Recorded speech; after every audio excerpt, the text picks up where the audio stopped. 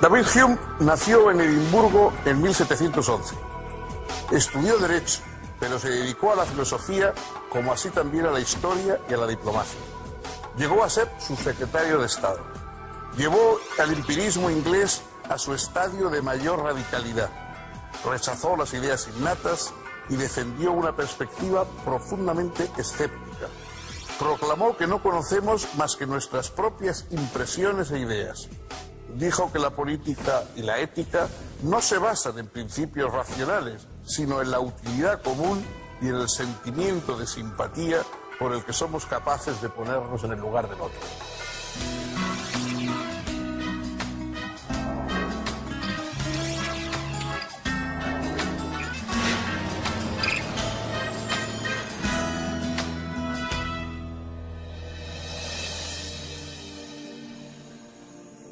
¿Cómo les va, amigos? Bienvenidos. Vamos a hablar hoy de un filósofo representativo de un siglo que quizá es de los siglos más extraordinarios desde el punto de vista intelectual de toda la gran aventura humana. El siglo XVIII, el siglo de la Ilustración, el llamado siglo de las luces. Normalmente, cuando hablamos de este siglo, lo centramos en Francia. Las grandes figuras de la enciclopedia, Voltaire, Rousseau, etc. Pero en realidad quizá la figura más individual, más notable, más destacada de este siglo tan extraordinario no era un francés, sino que fue un filósofo escocés. En Escocia, que en Edimburgo, en una localidad mucho más pequeña y políticamente menos importante que París, ahí en Edimburgo hubo un grupo también de pensadores de extraordinaria importancia en el XVIII.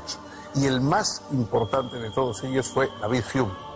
David Hume es quizá el más grande de los pensadores de habla inglesa y quizá también el más destacado y el más ilustrado de los pensadores del siglo XVIII. Hume no partió de la filosofía, llegó a la filosofía después de pasar por otras muchas cosas.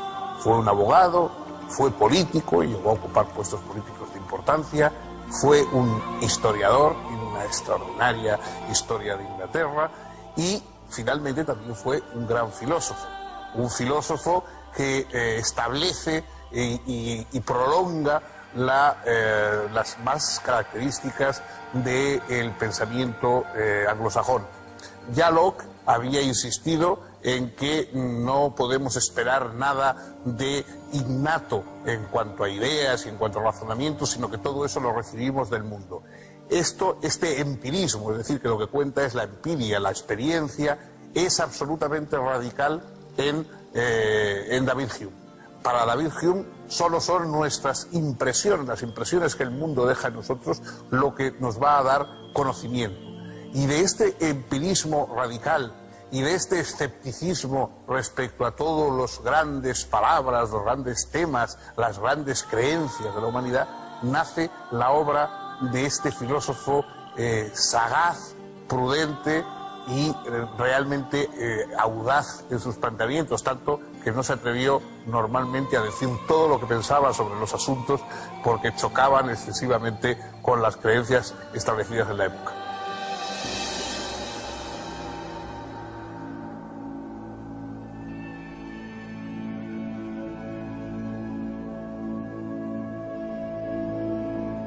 David Hume nació en Escocia, en el seno de una familia no muy rica, pero perteneciente a la nobleza. A los 2 años quedó huérfano de padre y fue criado con su madre, su hermana y su hermano mayor, quien, de acuerdo con las costumbres entonces imperantes, heredó las tierras familiares.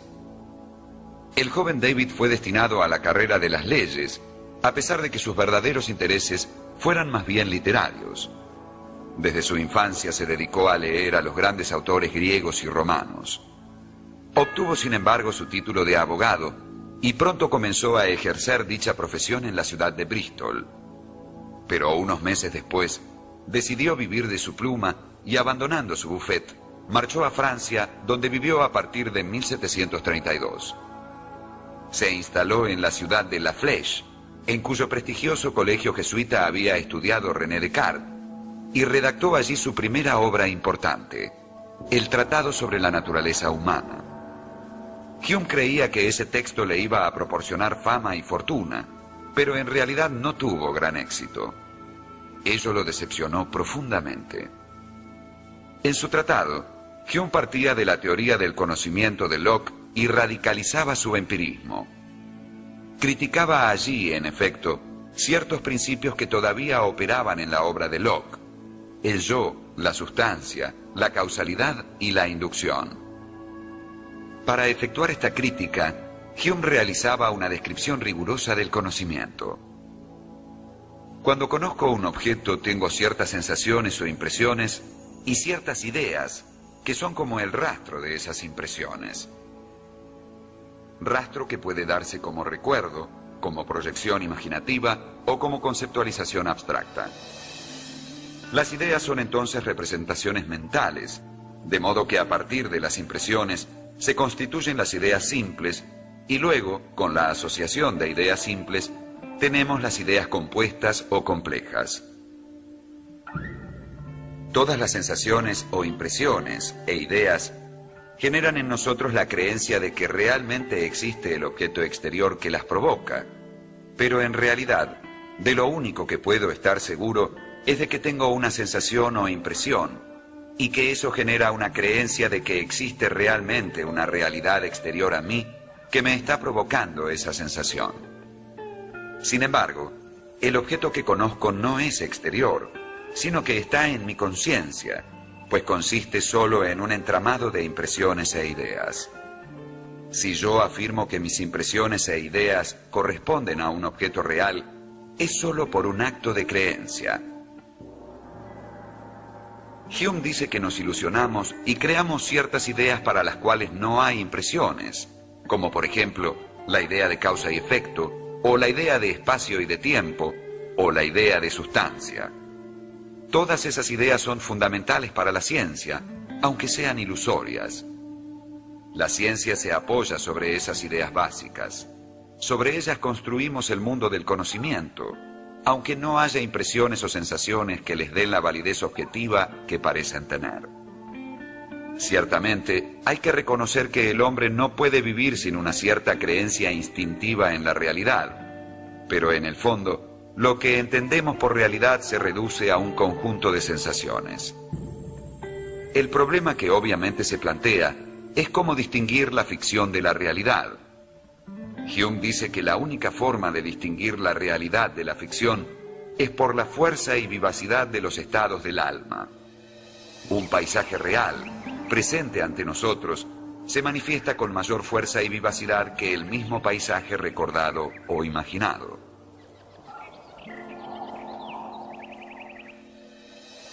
David Hume, que fue una de las mentes racionales más poderosas de su época, concede en su filosofía una gran importancia a lo que no es estrictamente racional. Las emociones, las simpatías, los movimientos anímicos, para él son fundamentales en la vida y en la sociedad humana. Es interesante decir que frente a esa imagen estereotipada de que los grandes racionalistas siempre son fríos e incluso inhumanos, etcétera, hay pruebas suficientes de saber que muchos de los más exigentes talentos racionales que ha habido en la historia, al contrario, han comprendido, precisamente porque son racionales, han comprendido muy bien la importancia de la dimensión irracional en la vida humana.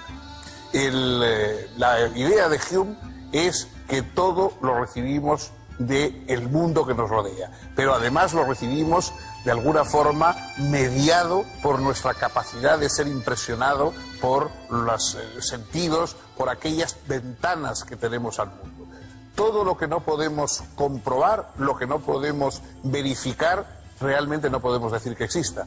Y empezando por lo más sorprendente, por nuestro propio yo. Nosotros, cuando hacemos esa introspección que pedía Descartes, diciendo busquemos lo subjetivo, busquemos la certeza, ese planteamiento cartesiano del pienso, luego existo. Hume discrepa de esa certeza, dice, bueno, es cierto, piensas, pero ¿por qué existes? Es decir, ¿por qué buscas un sujeto a ese pensar? ¿No podría ser el pensamiento algo sin sujeto? Cuando decimos llueve, decimos y estamos expresando algo que ocurre, pero no suponemos que haya una entidad que llueva, una entidad llamada lluvia, que digamos más allá del agua que estamos viendo caer. De la misma forma, dice Hume, tampoco podemos pensar que existe algo como un yo, como un núcleo fijo, estable, y que a partir de las impresiones, esas impresiones van quedando pegadas, digamos, van depositándose sobre ese núcleo central. Nosotros solo podemos asegurar que tenemos pensamientos, que tenemos impresiones, que tenemos sentimientos. El yo es una construcción que nosotros hacemos para sostener todas esas impresiones, pero no es algo que a lo que lleguemos directamente como llegamos al conocimiento que nos dan los sentidos. Hasta ese punto radical, hasta el cuestionamiento del yo, es lo más radical que se puede llegar en el escepticismo, llega la exigencia intelectual de David Hume.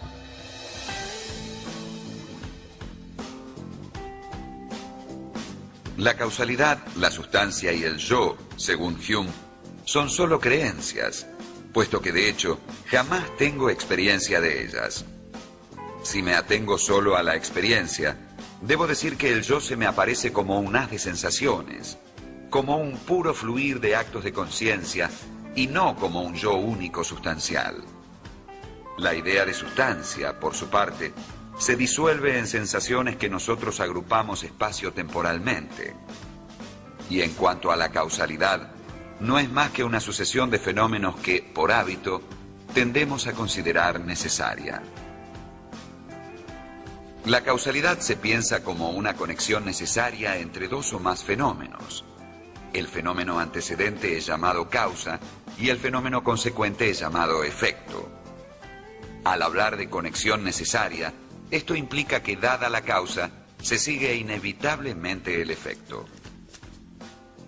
Si consideramos lo que ocurre cuando una bola de billar golpea a otra y ocasiona su desplazamiento, vemos que percibimos el movimiento de la primera bola y luego del contacto físico entre ambas, el desplazamiento de la segunda, e inferimos la relación de causa y efecto, pero no tenemos experiencia de dicha relación. Solo podemos afirmar la sucesión temporal y la continuidad espacial, pero la causalidad no. Es apenas una creencia apoyada en el hábito. Este problema de la causalidad está inmediatamente ligado al problema de la inducción.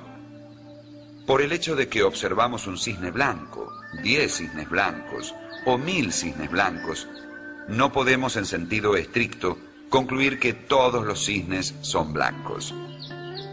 De modo que la inducción es un método que tiene un gravísimo problema con respecto a su fundamentación.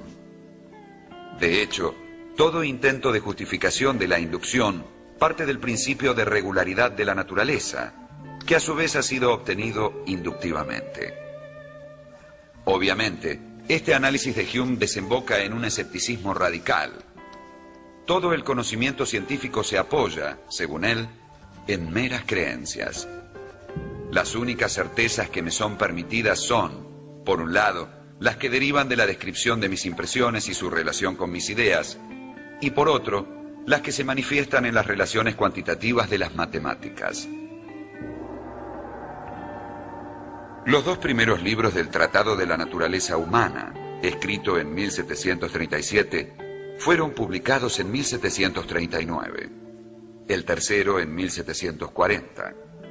Hume retornó a Gran Bretaña y estuvo algún tiempo en lugares de campaña y en Londres, hasta que al final retornó a Edimburgo. Luego, entre 1741 y 1742, mientras vivía con su madre y su hermano, Hume publicó sus ensayos sobre moral y política, que le dieron cierto inesperado éxito intelectual y material. El moderado éxito de sus ensayos sugirió a Hume la idea de reescribir su tratado. La reelaboración de la primera parte sería publicada recién en 1748 y luego nuevamente en 1751, bajo el título Investigación sobre el entendimiento humano. En ese mismo año, publicaría la refundición de la última parte del tratado bajo el título Investigación sobre los principios de la moral.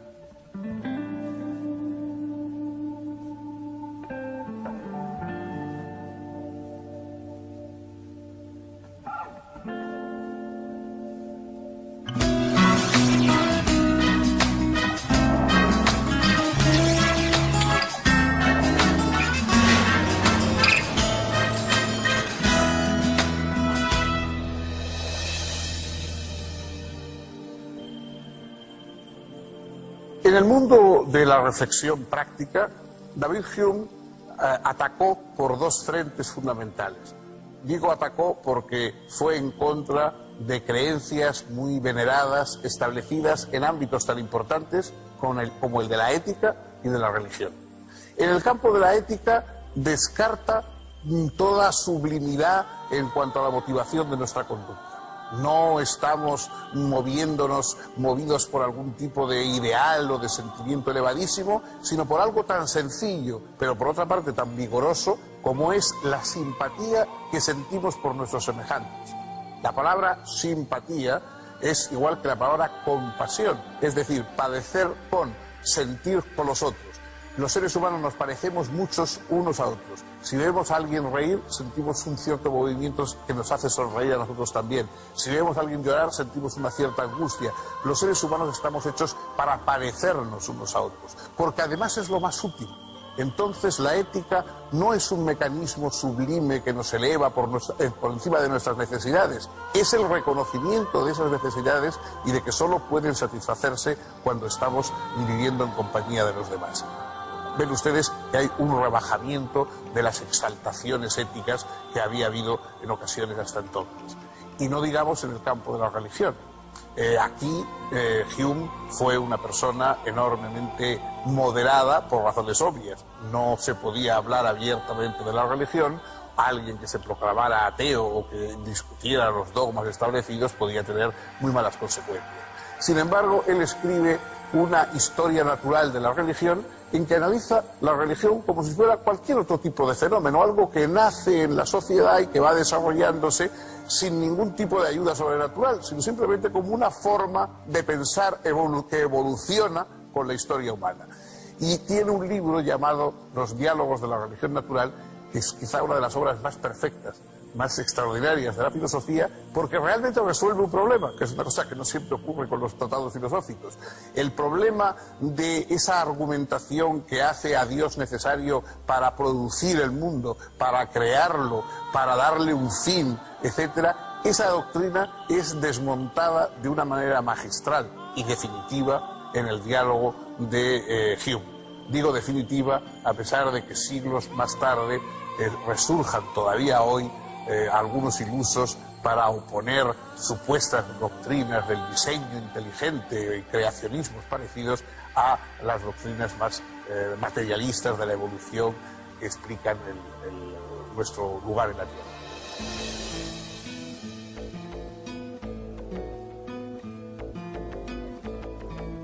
La investigación sobre los principios de la moral plantea que la moral no se basa estrictamente en la razón, sino en sentimientos tales como la simpatía y el interés.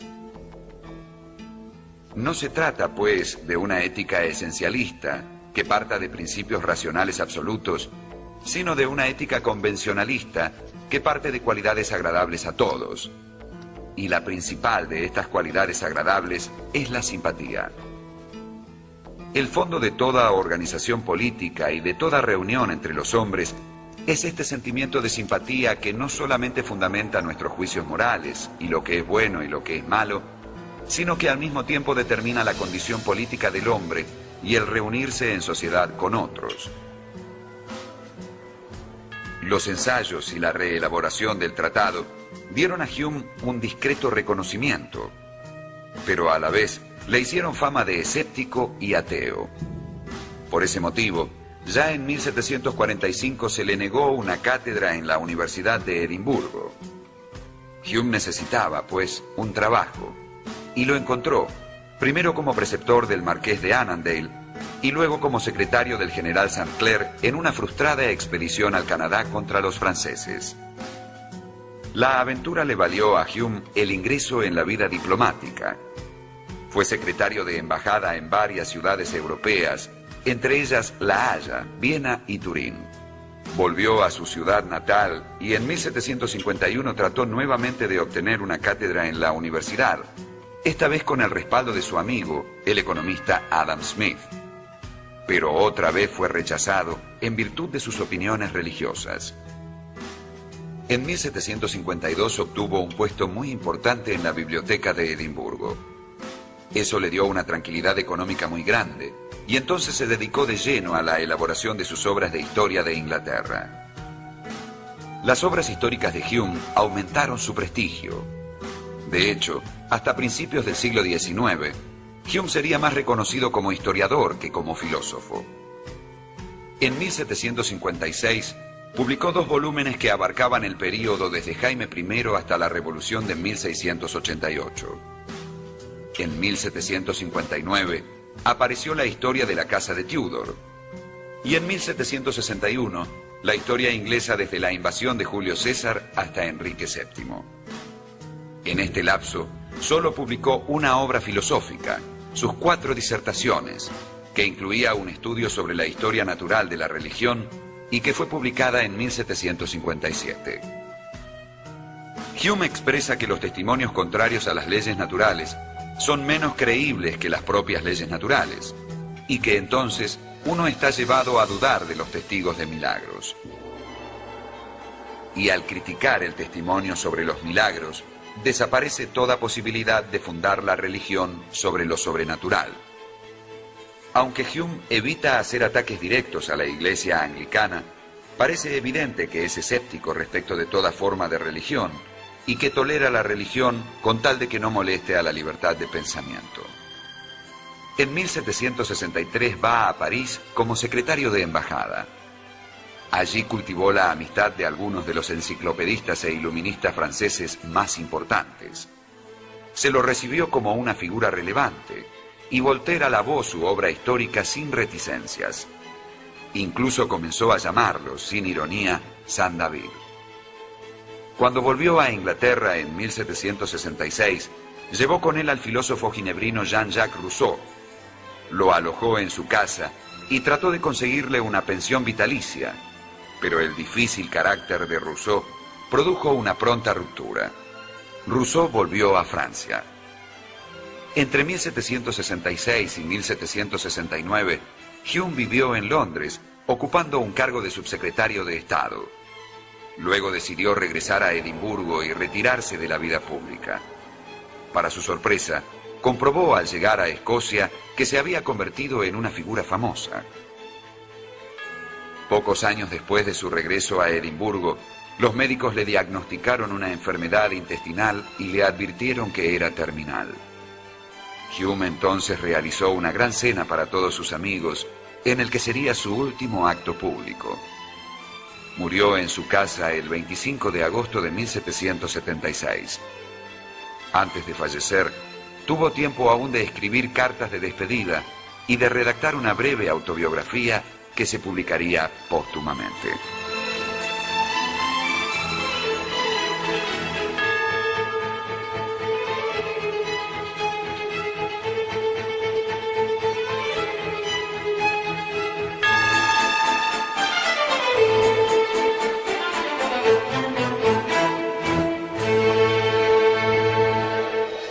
La filosofía anglosajona ha permanecido hasta nuestros días, en buena medida, fiel a la figura de David Hume. Sigue siendo una cita obligada para todos aquellos que estudian epistemología, los que estudian psicología, los que estudian ética. En el mundo anglosajón es muy difícil que algo no comience con un planteamiento de Hume, porque realmente fue un pensador de una agudeza y de una fuerza extraordinarias.